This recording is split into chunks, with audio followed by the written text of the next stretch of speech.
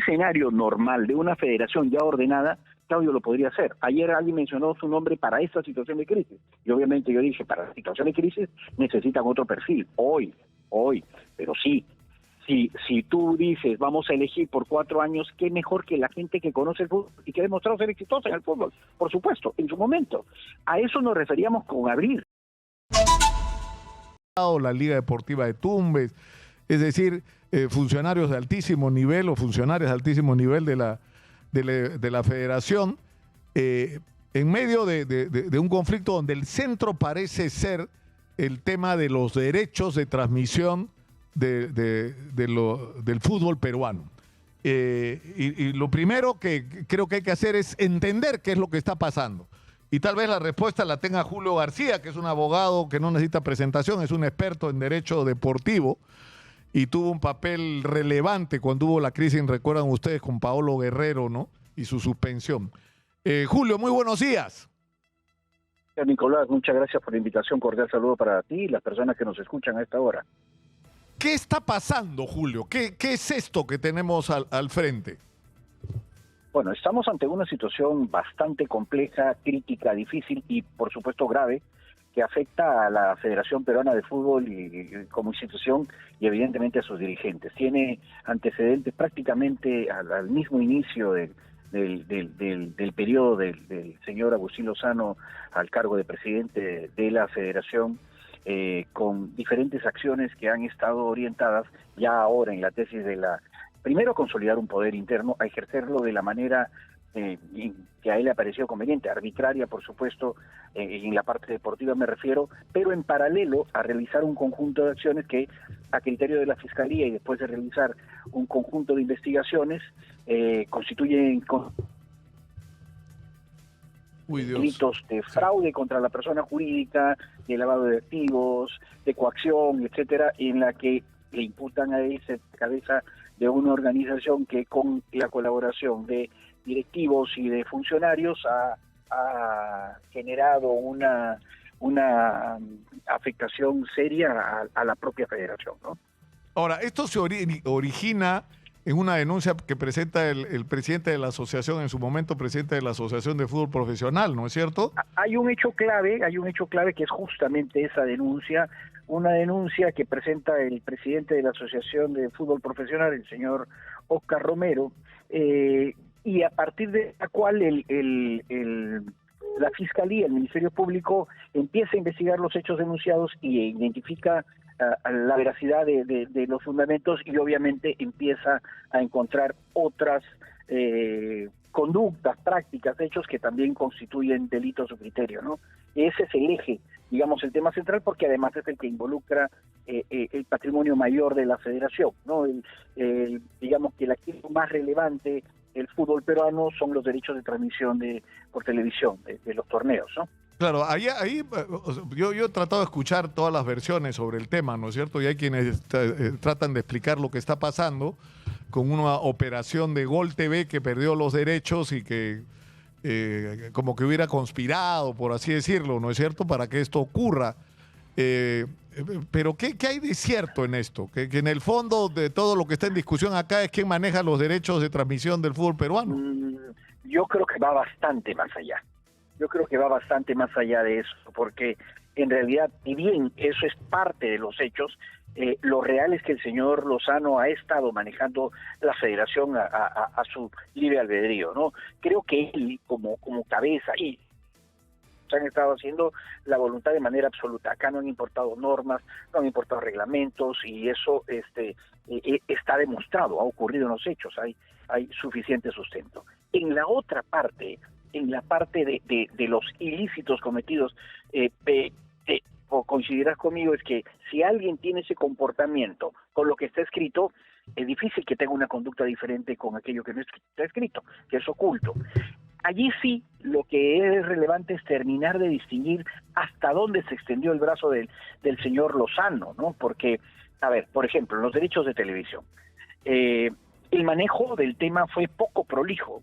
Y cuando poco prolijo es que se haya hecho una licitación que solo tuvo un interesado, que finalmente se declaró desierta, y con el interesado hicieron una negociación directa, le quita transparencia. que esa licitación la hayan llevado a Chile para abrir los ojos ante un notario chileno, sin tener realmente ninguna explicación para ellos, quizás simplemente el hecho que el asesor en la licitación era una empresa chilena, un banco de inversión chileno, también le resta transparencia. Que no haya habido una negociación más abierta, fluida, con quien tenía en ese momento los derechos de televisión y estaba terminando su contrato, que es el consorcio, que cuando hubo la pandemia, por ejemplo, cuando los clubes no jugaron un nuevo campeonato, cumplió estrictamente con pagar cada mes, también llama la atención. Ahora, evidentemente, sobre esto tendrá que seguir investigando. Recordemos que no hay aún una acusación definitiva todavía. Estas medidas coercitivas sobre estas 12 personas pasan por tratar de prevenir un riesgo de obstaculización que ha identificado la Fiscalía. Va a culminar con su investigación y me imagino que cuando lo cierre definirá quiénes de los que han estado investigados a su criterio han cometido delito y pedirá pena contra ellos, ¿no? Por ejemplo, acá están involucrados también clubes que han estado en abierta oposición a Agustín Lozano durante los últimos años, ¿no? O sea, Ayacucho está en una guerra y acaba de obtener una acción de amparo, o sea, digamos, como mayor muestra hace poquitos días del Poder Judicial. Tuvo que ir al Poder Judicial para que obligue al señor Lozano a hacer algo que tendría que haber hecho desde el año 2022. Entonces, la Universidad San Martín de Porres en guerra con Lozano de manera sostenida desde hace 3 años también. Entonces, seguramente la investigación una vez que concluya, va a aclarar. Pero que hay cosas, hay supuestos, hay hechos extraños que sin duda pueden motivar o justifican la acción del Ministerio Público, los hay. Ahora, yo he tenido varias veces acá opiniones con respecto, yo he hecho la comparación entre la política y el fútbol, he dicho que nada se parece más a la desgracia de la política peruana que el fútbol, ¿no? Y decía, por ejemplo, si no tienes partidos políticos que merezcan el nombre, nunca vas a tener una democracia, ¿no es cierto?, real. Y más o menos Correcto. Lo mismo nos pasa en el fútbol. Entonces, hablé con Agustín Lozano sobre esto. Y ahí me enteré a partir de esto, de que había un proyecto en marcha sostenido además por la FIFA, con mucha plata de la FIFA, Julio. Están construyendo un hotel, están construyendo las nuevas instalaciones de Videna. Es decir, hay el proyecto que encabeza Chemo, que es buenísimo, del fútbol de menores. Es decir, hay cosas que en el fútbol peruano se tienen que hacer más allá de quién está en la presidencia, que no deberían perderse. Y que entiendo son una iniciativa de la gente de FIFA.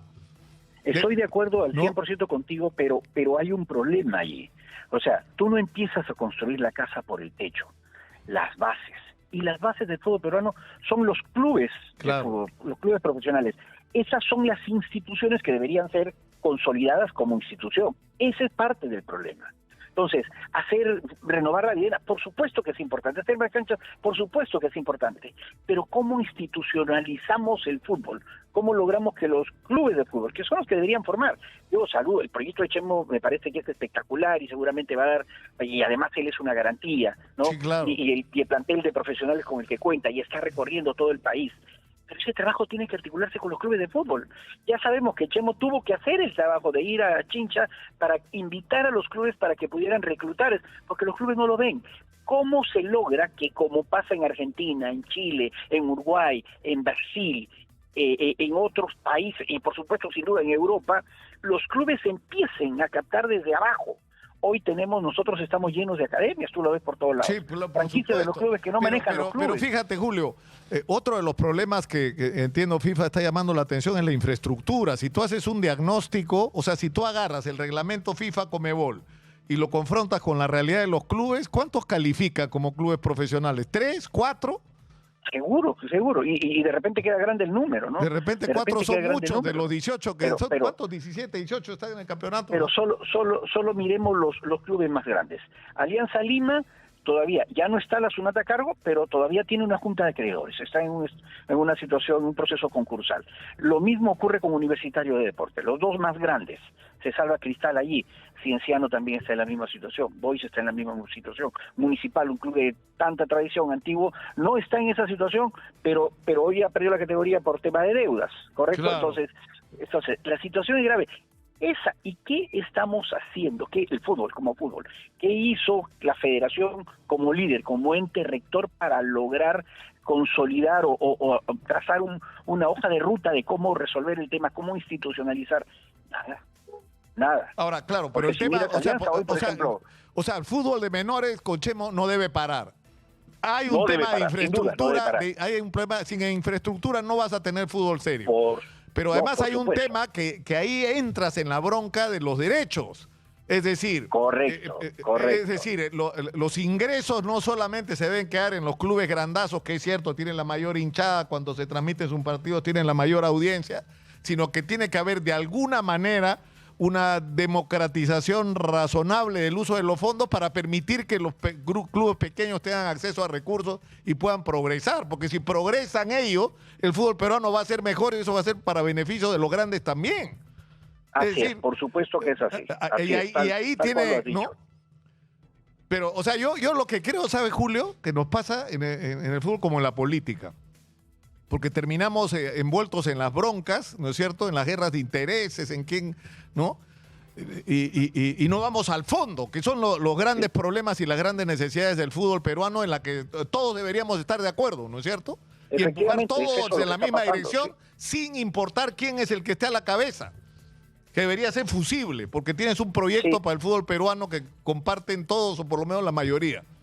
Así es, Nicolás, así es, tal cual tú lo Esa es tu señalas. chamba, Julio. Esa es la chamba de ustedes, lo que estamos involucrados. Sí, estamos... Así como hay que peleados, construir una nueva clase dirigente para la política peruana, hay que construir una clase que dirija el fútbol, un nuevo... Dos cosas, ¿no? Pusimos y por escrito en 2019, cuando estuvimos en la discusión con el señor Lozano, cuando peleamos para tratar de que el estatuto considerara la apertura del fútbol a gente, a permitir que a la federación pudieran ingresar, a regir los destinos de la federación, gente, el universo fuera más grande, porque hoy no lo tienes. Hoy el universo es pequeñísimo, ¿correcto? Que se abriese, como por ejemplo se abrió FIFA, ¿no? Pero yo tengo, mira, ya que estamos rozando un tema, que es el de Claudio Pizarro. Claudio Pizarro, entiendo, si se le abre la oportunidad, él está dispuesto a comprarse el pleito de traer toda la experiencia que ha acumulado en Alemania en el fútbol europeo para traerlo al fútbol peruano. Pero según los estatutos no puede siquiera postular. No puede postular, pero por supuesto, fíjate, pones un buen ejemplo. En un escenario normal de una federación ya ordenada, Claudio lo podría hacer. Ayer alguien mencionó su nombre para esta situación de crisis. Y obviamente yo dije, para la situación de crisis necesitan otro perfil. Hoy. Pero sí, si tú dices, vamos a elegir por 4 años, qué mejor que la gente que conoce el fútbol y que ha demostrado ser exitosa en el fútbol. Por supuesto, en su momento. A eso nos referíamos con abrir. En otras federaciones está abierto, en otras asociaciones. ¿Por qué? Porque las cosas, no son las normas las que cambian las instituciones, son las personas. Sí, claro. Son las personas las que tenemos que terminar por hoy, Julio, pero yo te quiero proponer algo. Nosotros estamos tratando de hacer un esfuerzo acá, no solo de poner las denuncias, los reclamos, los problemas sobre la mesa, sino sobre todo las soluciones. Y yo creo que quien tenga que ir preso por los manejos de la federación tendrá que ir preso, pero que el acento tiene que ser puesto, además de en ese tema, en cuál es el gran proyecto que tenemos para el fútbol peruano y qué vamos a hacer para sacarlo de donde está. Para que ir a un mundial o llegar a la Copa América a los últimos lugares o a la final sea lo normal del fútbol peruano y no un milagro por la asociación Alineamiento de las Estrellas. Totalmente de acuerdo, Nicolás. Totalmente de acuerdo. Julio, te comprometo, te voy a fastidiar en las próximas semanas. No, ningún problema, estoy a la orden. Un abrazo. Un abrazo.